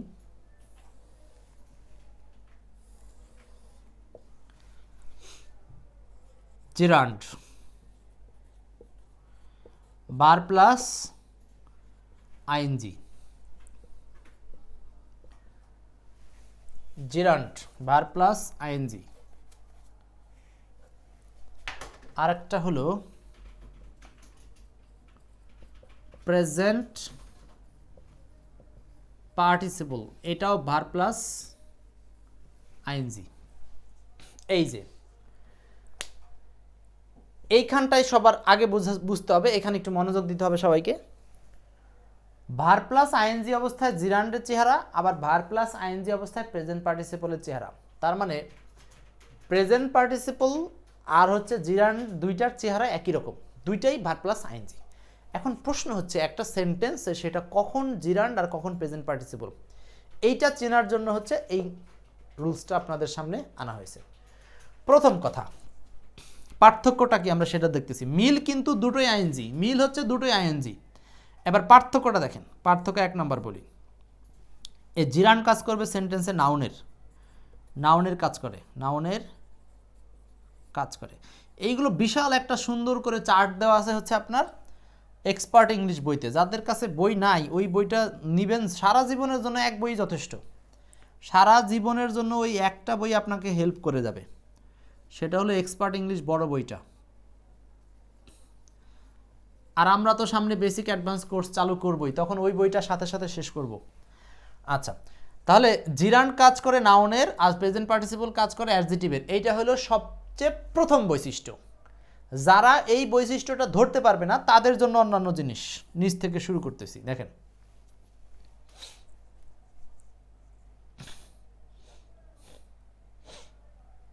এই যে একজন অলরেডি প্রশ্ন করছেন যে রোলিং শব্দটা কি। আচ্ছা, এখন আপনাদেরকে একদম সব এক্সাম্পল দিয়ে দিয়ে ধীরে ধীরে আগানোর চেষ্টা করি, নিয়ে যাই। দেখেন, পড়বেন হলো এইটা, এই যে নেন আপনার উদাহরণটাই আগে আসছে, আসেন।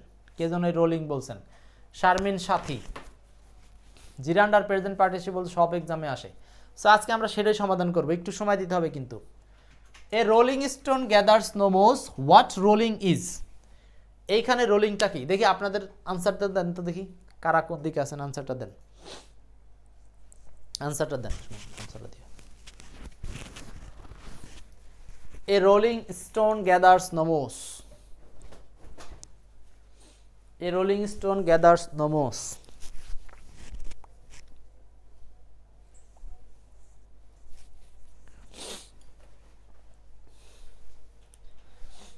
কি আনসার করছেন? পার্টিসিপল। আচ্ছা, এখন আসি, এই কোশ্চেনটা নিয়ে আমাদের বিবাদের কোনো অভাব নাই, সারা পৃথিবী ভরে বিবাদ চলছে। এখন আমরা যেটা একটু বলি সেটা হচ্ছে,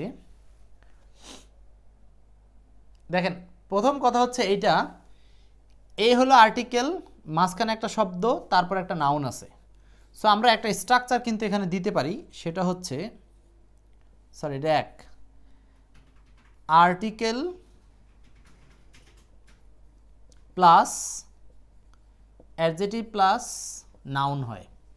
এই স্ট্রাকচারটা আমাদের মোটামুটি অনেকেরই জানা। ব্যাটারিটা চেঞ্জ করো, সবাই একটু লাইনেই থাকেন, আমি ক্যামেরার ব্যাটারিটা চেঞ্জ করে আসছি এক্ষুনি, লাইনেই থাকেন। শারমিন, অ্যাডজেক্টিভ, জিরান, পার্টিসিপল, তিনটা উত্তর পেয়েছি, সো আমি বেশ কনফিউজড, আজকে ক্লিয়ার করে দিচ্ছি। রোলিং মানে ঘূর্ণায়মান অবস্থা বোঝাচ্ছে, অতএব ঘূর্ণায়মান অবস্থা বোঝালে সেটা হলো চলমান।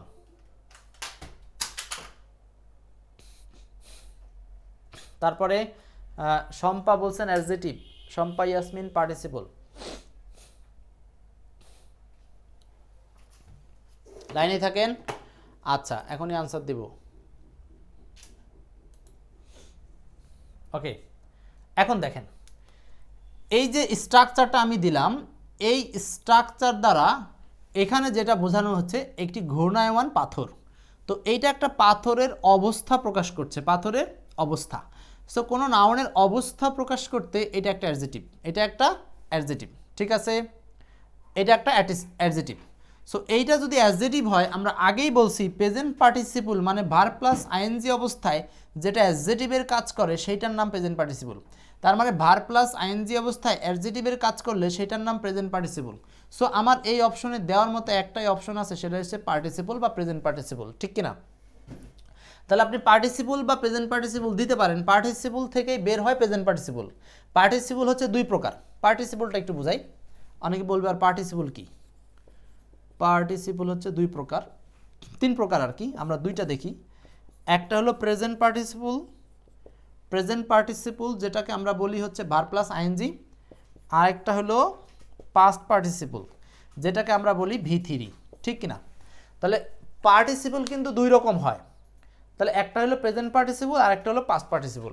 সো এই সেন্টেন্সে এই শব্দটা এখন পার্টিসিপলের ন্যায় আছে, যেটা হলো প্রেজেন্ট পার্টিসিপল। সো অপশনে যেহেতু পার্টিসিপল আছে, তাহলে আমরা এটাকে পার্টিসিপল আনসার করতে পারি। কিন্তু যদি পার্টিসিপল আনসার করি তাহলে আমাদের জন্য একটা জিনিস ভুল হয়ে যাবে, সেটা হলো আসলে এটা কি প্রেজেন্ট পার্টিসিপল নাকি পাস্ট পার্টিসিপল, এই জিনিসটা আমরা আর কিন্তু শিওর হতে পারছি না।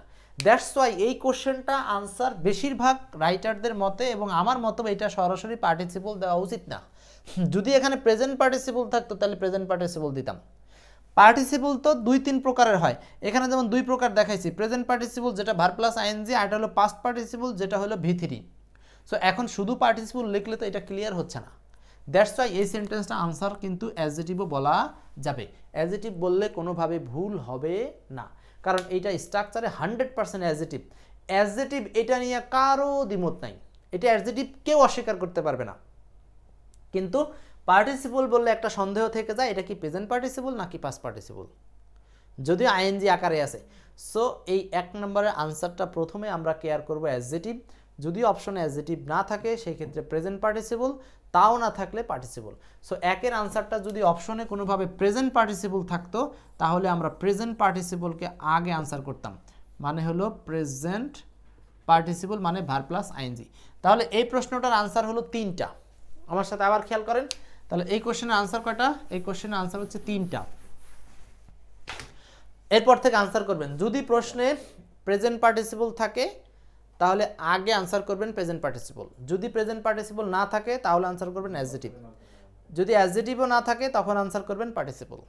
এটা আমার সিকোয়েন্স। নানামুনি নানা মত দিতে পারে, কিন্তু যদি আমাকে মানেন গবেষণা, তাহলে আমি মনে করি এটাই আনসার নেবে পরীক্ষক। আরেকটা বিষয় হচ্ছে এখানে, যদি এখানে কোনোভাবে সেন্টেন্সে বলতো rolling is what kind of parts of speech, এখানে রোলিংটা কোন ধরনের পার্টস অফ স্পিচ, যদি পার্টস অফ স্পিচ শব্দটা চাইতো স্পেসিফিক, তখন তো চোখ বুঝে আপনারা কি আনসার করতেন? অ্যাডজেটিভ। তাহলে কোশ্চেনের বোঝা গেছে, তাহলে কোশ্চেনের চাওয়ার উপর নির্ভর করবে যে আপনি কি আনসার করবেন। আশা করি এই কোশ্চেনটা নিয়ে আর কারো কোনো দ্বিমত থাকবে না। এই পর্যন্তই সমাধান এই কোশ্চেনের। পরের কোশ্চেনে আসি, এইটা বলেন। আচ্ছা, ভার্ব অ্যাডজেটিভ বলা যেতে পারে, হ্যাঁ ভার্ব অ্যাডজেটিভ বলা যেতে পারে, নো সমস্যা। এইটা বলেন 2 number, the nightingale is singing bird, the nightingale is singing bird, এখানে কোনটা আনসার হবে? Nightingale is singing bird. আচ্ছা বলেন, ওই উপরের প্রশ্নটা আপনারা আনসার করেন, তাড়াতাড়ি আনসার করেন।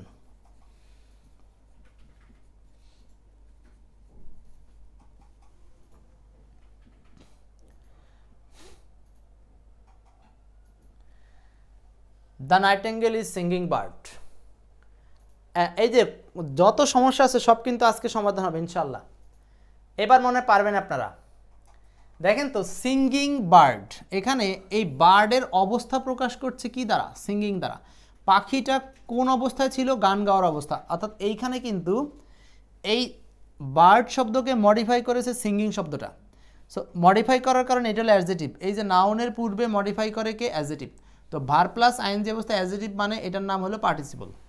কি পারতেছেন তো? এটার নাম হলো পার্টিসিপল। আরজু 2 এর সি, সুজন আলী, হাবিবা আবেদিন 2 এর সি। এই তো পারতেছেন তো? পারতেছেন তো? সব পারবেন ইনশাল্লাহ। আমি আজকে অনেকগুলো এমসিকিউ সলভ করব, আর যতক্ষণ ক্লাস আছে আমরা এই এমসিকিউ সলভের মধ্যে থাকবো। এবার বলেন এটা কি? 3 নাম্বার প্রশ্ন, the old man was tired of walking, the old man was tired of walking, the old man was tired of walking. ঠিক আছে?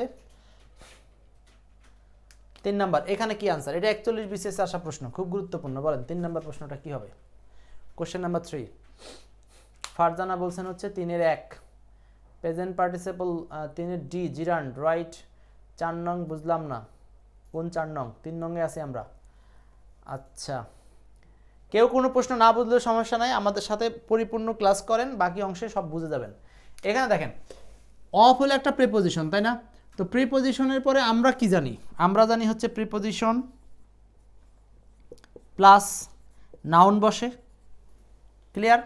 তো আমরা জানি প্রিপোজিশন প্লাস নাউন বসে। তো যেহেতু আমরা বলছি জিরান্ড হলো কাজ করে কিসের? নাউনের। জিরান্ড কিসের কাজ করে? নাউনের। তাহলে এইখানে অফ একটা প্রিপোজিশন, আর প্রিপোজিশনের পরের পজিশনটা আমরা জানি কার? একটাই ওয়ার্ড থাকলে সেটা নাউনের পজিশন। সো এটা নাউন। অতএব ভার্ব প্লাস আইএনজি অবস্থায় যদি কোনো কিছু নাউন হয়, ভার্ব প্লাস আইএনজি অবস্থায় নাউনের কাজ করে, সেটার নাম আসলে জিরান্ড। মনে থাকবে? এই যে অবস্থানটা দেখেন, অবস্থানটা কি? প্রিপোজিশনের পরে। তাহলে আমরা আরও একটা পয়েন্ট পেয়ে গেলাম যে প্রিপোজিশন প্লাস নাউন বসে, আর এই দিকে পয়েন্ট পেয়েছিলাম আর্টিকেল, অ্যাডজেটিভ, নাউন। সো আপনারা যখন পড়বেন এরকম করে আপনি যদি কয়েকটা স্ট্রাকচার, 10-15টা স্ট্রাকচার রেডি করে নিতে পারেন, তাহলে আপনার জন্য সব কিছু ওকে হয়ে যাবে। ঠিক আছে? রোমানা আক্তার অবশ্যই হবে। একটু থামেন, অবশ্যই হবে।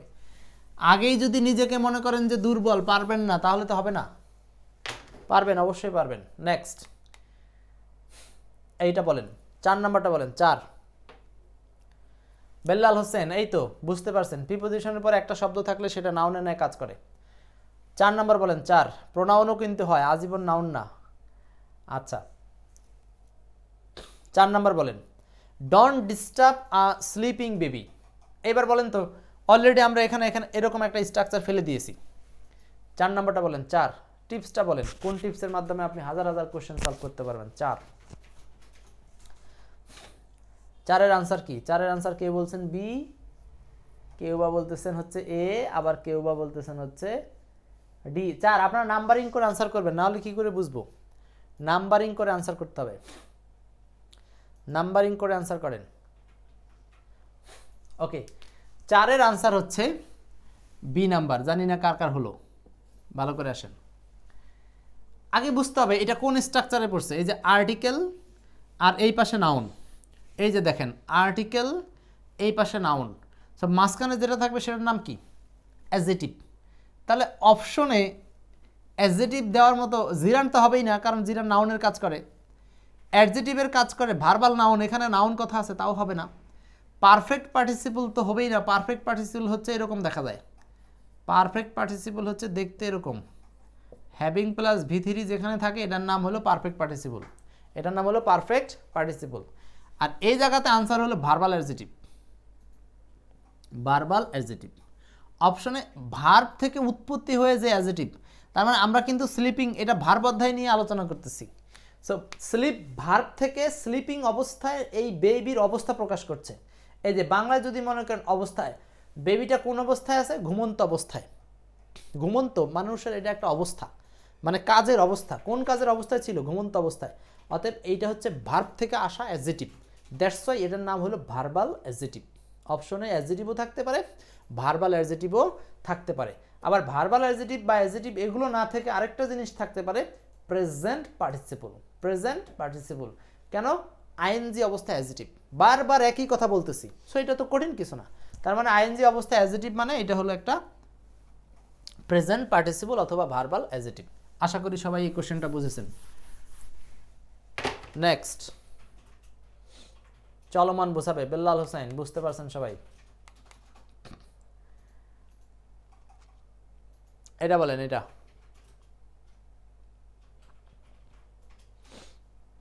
আচ্ছা এটা না, এটা এটা এটা বিসিএস প্রশ্ন পড়েন। বিসিএস প্রশ্নগুলোই কিন্তু আমাদের নিবন্ধনে সরাসরি কপি পেস্ট হবে। এই জন্য বিসিএস প্রশ্নগুলো আমি পড়াই আর না পড়াই, আপনাকে একবারে চোখ বুজে মুখস্থ করে নিতে হবে। আচ্ছা দীপান্বিতা, চোখে এরকম ভুল আর সরিষার ফুল দেখা যাবে না, বুঝে শুনে আনসার করতে হবে। 6 নাম্বার বলেন। 6 এডুকেশন ইজ এনলাইটিং। এই যে এই 3টা 4টা কথার মধ্যে সব উদাহরণ ঘুরবে। দেখেন না, আমি এইটুক দিয়ে আপনাদের পুরো উদাহরণগুলো সব সলভ করে দেব। এডুকেশন ইজ এনলাইটেনিং মানে শিক্ষাই আলো। এডুকেশন ইজ এনলাইটেনিং, শিক্ষাই হচ্ছে আলো। এখন এই যে এনলাইট মানে আলোকিত করা, এনলাইটেন মানে আলোকিত করা, সেখান থেকে আইএনজি করা আছে। এখন এইখানে শিক্ষা আলো ছড়াচ্ছে নাকি শিক্ষাই আলো? সো এইখানে এডুকেশন যা, তাই এনলাইটেনিং মানে শিক্ষাই আলো। এই এনলাইটেনিং শব্দটা কাকে মডিফাই করেছে? এডুকেশন নাউনকে মডিফাই করেছে। সো কোনো শব্দ যদি নাউনকে নিয়ে কাজ করে তাহলে সেটার নাম কি? অ্যাডজেটিভ। নাউনকে মডিফাই করলে অ্যাডজেটিভ। সো অ্যাডজেটিভ দেখতে ভার প্লাস আইএনজি, অ্যাডজেটিভ দেখতে ভার প্লাস আইএনজি, অতএব এটার নাম হলো প্রেজেন্ট পার্টিসিপল। Present participle. 6 এর আনসার হচ্ছে বি নাম্বার। 6 এর আনসার বি। 6 এর আনসার হচ্ছে বি নাম্বার। এটা একটা পার্টিসিপল, এটা একটা পার্টিসিপল। 6 এর আনসার বি, এটা একটা পার্টিসিপল।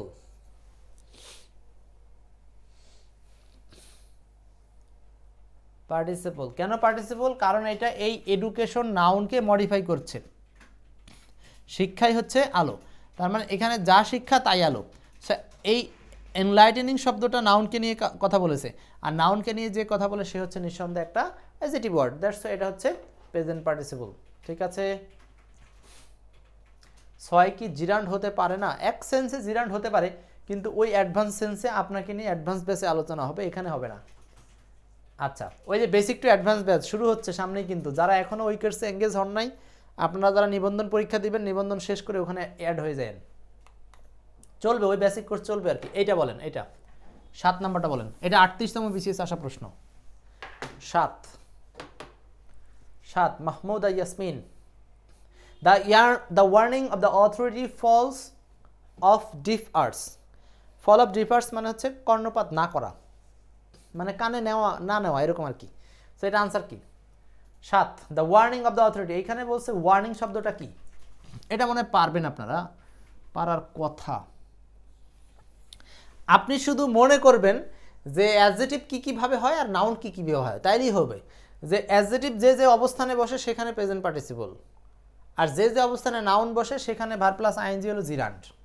তাহলে অ্যাডজেটিভের অবস্থানে ভার প্লাস আইএনজি থাকলে প্রেজেন্ট পার্টিসিপল, নাউনের অবস্থানে ভার প্লাস আইএনজি থাকলে জিরান্ড।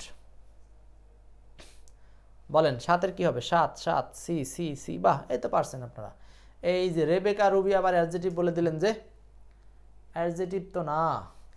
এই যে দেখেন আর্টিকেল, অ্যাডজেটিভ, নাউন, এইটা যেমন স্ট্রাকচার, আর একটা স্ট্রাকচার এখানে দিচ্ছি, সেইটা হলো article plus noun plus preposition. Sorry, ওই স্ট্রাকচারটা হচ্ছে এখানে যাবে, এই পাশের এটা, ওটা হলো এই পাশের স্ট্রাকচার, এই পাশে না, article plus noun plus preposition. তার মানে হলো প্রিপোজিশন আর আর্টিকেলের মাঝখানে যে শব্দটা থাকে, প্রিপোজিশন আর আর্টিকেলের মাঝখানে যে শব্দটা থাকে সেটা হচ্ছে নাউন ওয়ার্ড। ঘুরিয়ে বললে প্রিপোজিশনের আগের শব্দটা নাউন ওয়ার্ড। এখন দেখেন the warning of the authority, অথরিটির ওয়ার্নিং বা সতর্কতা, তা বোঝায়, কিন্তু এই শব্দগুলো আসলে তা বোঝায়। সো এইখানে এই যে আর্টিকেল হলো দি, আর এই পাশে প্রিপোজিশন অফ, মাঝখানে যে শব্দটা এটা হলো নাউনের কাজ করে। সো নাউনের অবস্থানে এই আইএনজি অবস্থান, যেটার নাম হলো জিরান্ড। এখন অপশনে যদি জিরান্ড না থাকে তাহলে আপনি সেটাকে কি বলতে পারেন? নাউন। খুব সহজ। 7-এর আনসার হচ্ছে সি। তাহলে কি দেখতেছেন তো স্ট্রাকচারগুলো? সো এরকম যে স্ট্রাকচারগুলো আছে এইগুলো আপনি এক্সাম্পল দেখে দেখে নিজেও বের করে নিতে পারেন। তবে নাউন আর অ্যাডজেটিভ অধ্যায়ের সম্পর্কে আপনাদের একটা স্বচ্ছ ধারণা থাকলে জিনিসটা ক্লিয়ার। ওই যে বিভিন্ন অনেক সূত্র দেয়, ক্লু দেয়, এইসব দিয়ে লাভ নেই। হ্যাঁ, এরকমভাবে রুল থাকবে 100%। এক্সপার্ট বইতে এরকম স্পেশাল গোপন গোপন টিপসই দেওয়া আছে এটার মধ্যে, যেটা পড়লে আপনি আমার চেয়ে ভালো পড়াতে পারবেন। বুঝতে তো পারবেনই, ভালো পড়াতেও পারবেন, সেভাবে লেখা আছে। ওটা লং কোর্স হিসাবে আপনারা যারা পড়বেন সেখানে শিখবেন। আচ্ছা, এরপর আসে, এগুলো অনেক উদাহরণ আছে, পারবেন, এগুলো নিয়ে সমস্যা নাই। এই তো মোটামুটি আপনাদের এর বাইরে আর তেমন কিছু আসবে না। তো এই হচ্ছে প্রেজেন্ট পার্টিসিপল আর হচ্ছে জিরান্ডের ব্যবহার। তাহলে আপনারা জাস্ট এই অংশটুকু একটু ভালো করে জানা থাকলেই জিরান্ড আর হলো প্রেজেন্ট পার্টিসিপলের পার্থক্যটা বুঝতে পারবেন। ঠিক আছে? মফিজুর রহমান স্যার আরেকবার বোঝাবেন। একজন বলছে আর কতক্ষণ ক্লাস হবে? ক্লাস শেষ, এখন 2-4টা উদাহরণ সলভ করে আমরা শেষ করে দিব।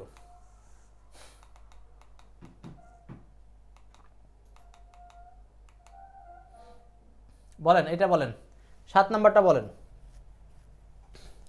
আর 2-4টা উদাহরণ শেষ করে দিব।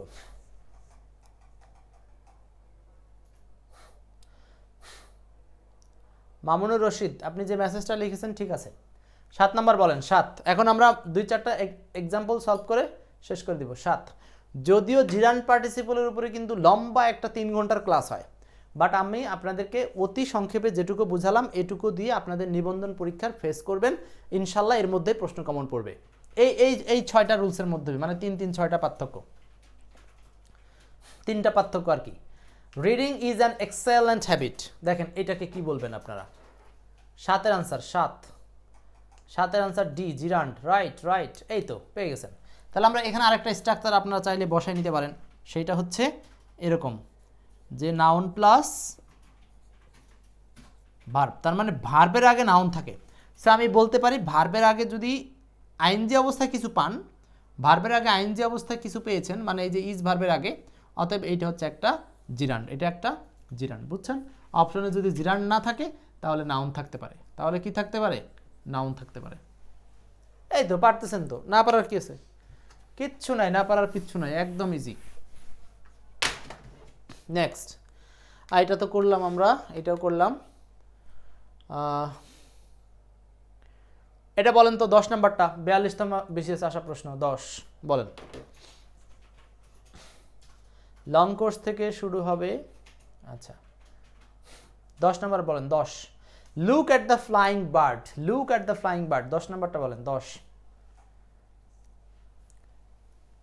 রিয়াজুর রহমান সাথে ডি আনসার করেছেন। অ্যান্নি সাফা 10-এর আনসার বলেন। আপনারা আনসারিং করার আগে নাম্বারিংটা লিখবেন আর কি, 10-এর ডি, 11-এর ডি, এরকম করে নাম্বারিং লিখবেন। শেখর বলছেন 10-এর ডি। 10-এর কি হবে আনসার? দেখি এটা বুঝতে পারলে মনে করবো যে না আপনারা মোটামুটি বুঝে গেছেন, পারেন তো, বাহ। এই দেখেন এখানেও ওই স্ট্রাকচারটা, ওই জাস্ট এই কটা স্ট্রাকচারই, কিচ্ছু না। আর্টিকেল, অ্যাডজেক্টিভ, নাউন, এই স্ট্রাকচার দেখেন। এই যে এখানে কি আসছে? আর্টিকেল, অ্যাডজেক্টিভ, নাউন, তাই না? তো এইখানে কিন্তু অ্যাডজেক্টিভের পজিশন, এটা কার পজিশন? অ্যাডজেক্টিভের পজিশন।